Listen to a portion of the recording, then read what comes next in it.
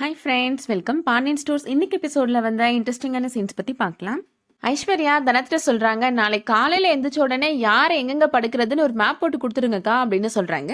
மூர்த்தி சொல்கிறாரு, இதெல்லாம் நம்ம வீட்டு கட்டிட்டு போகிற வரைக்கும் தான்ப்பா, அதுக்கப்புறமா நமக்கு தாராளமாக இடம் இருக்கும், எல்லாரும் எங்கேனாலும் படுத்துக்கலாம் அப்படின்னு சொல்கிறாரு.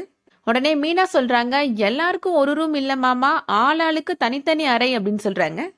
மூர்த்தி சொல்றாரு, வீடு நம்மளை விட்டு போனது நமக்கு கஷ்டம்தான், இருந்தாலும் எல்லாரும் சேர்ந்து ஒற்றுமையா இருக்கிறோம்ல, இது எனக்கு சந்தோஷம்தான் அப்படின்னு சொல்றாரு. தனமும் சொல்றாங்க, எல்லாரும் சேர்ந்து இருக்கிற சந்தோஷத்துல எனக்கு எல்லா கவலையும் மறந்து போச்சு மாமா அப்படின்னு சொல்றாங்க. மீனா தூங்காம கொசு கடிக்குது அப்படின்னு அடிச்சுட்டே இருக்கிறாங்க. ஜீவா பேசாம தூங்குடி அப்படின்னு சொல்றாரு. மீனா சொல்றாங்க, உன் அண்ணன் தம்பி பாசம்லாம் இந்த கொசுவுக்கு தெரியுமா, என்னை பிச்சு புடுங்குது அப்படின்றாங்க. மறுநாள் காலையில முல்லை அவங்க அப்பா பார்த்து பேசுறாங்க. என்னப்பா திண்ணையிலே தூங்கிட்டீங்களா அப்படின்னு கேக்குறாங்க. நல்லா சிலுசிலுன்னு காத்து வந்துச்சுமா, அதான் அப்படியே தூங்கிட்டேமா அப்படின்னு சொல்றாரு அவரு.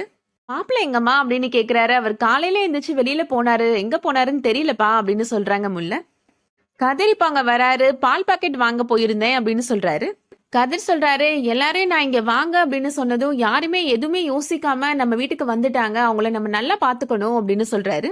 அவங்க நினைச்சிருந்தாங்கன்னா வேற ஏற்பாடு கூட பண்ணியிருந்திருப்பாங்க, அன்னி கூட அவங்க அம்மா வீட்டுக்கு கூட போயிருந்திருப்பாங்க, ஆனா நான் கூப்பிட்ட உடனே நம்ம வீட்டுக்கு கிளம்பி வந்துட்டாங்க அப்படின்னு கதிர் சொல்றாரு.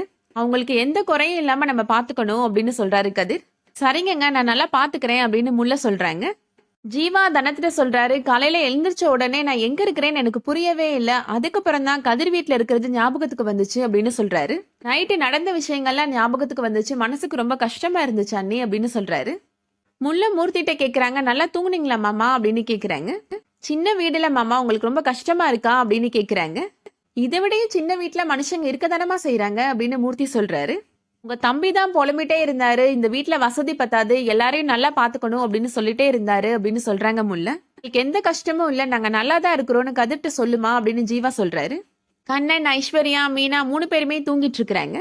தனம் சொல்றாங்க, விடிஞ்சு இவ்வளவு நேரம் ஆச்சு, 3 பேரும் எப்படி தூங்குறாங்க பாருங்க அப்படின்னு சொல்லி 3 பேருமே எழுப்புறாங்க.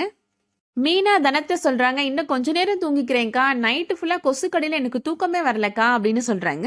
தனம் சொல்றாங்க, சூரியன் வந்து 1 மணி நேரம் ஆச்சு மீனா, ஜீவா கூட முடிச்சு உட்காந்துட்டான் அப்படின்னு சொல்றாங்க. சூரியன் வந்ததுக்கே என்னால ஒண்ணும் பண்ண முடியாது, இவன் முடிச்சு உட்காந்தா எனக்கு என்னக்கா வந்துச்சு அப்படின்னு மீனா சொல்றாங்க. ஐஸ்வர்யா சொல்றாங்க, புது இடம்னால எனக்கு தூக்கமே வரலக்கா, காலையில 4 மணிக்கு கதிர் மாமா எழுந்து போனதுக்கு அப்புறம் தான் நான் தூங்கவே செஞ்சேன்க்கா அப்படின்னு சொல்றாங்க. எல்லாரும் கஷ்டப்படுறத நினைச்சு மூர்த்தி ஃபீல் பண்றாரு. அதோட இன்னைக்கான எபிசோட் முடியுது. இந்த வீடியோ உங்களுக்கு பிடிச்சிருந்துச்சுன்னா லைக் பண்ணிக்கோங்க. சீரியல் அப்டேட்ஸ்க்கு நம்ம சேனலை சப்ஸ்கிரைப் பண்ணிக்கோங்க. தேங்க்ஸ் ஃபார் வாட்சிங்.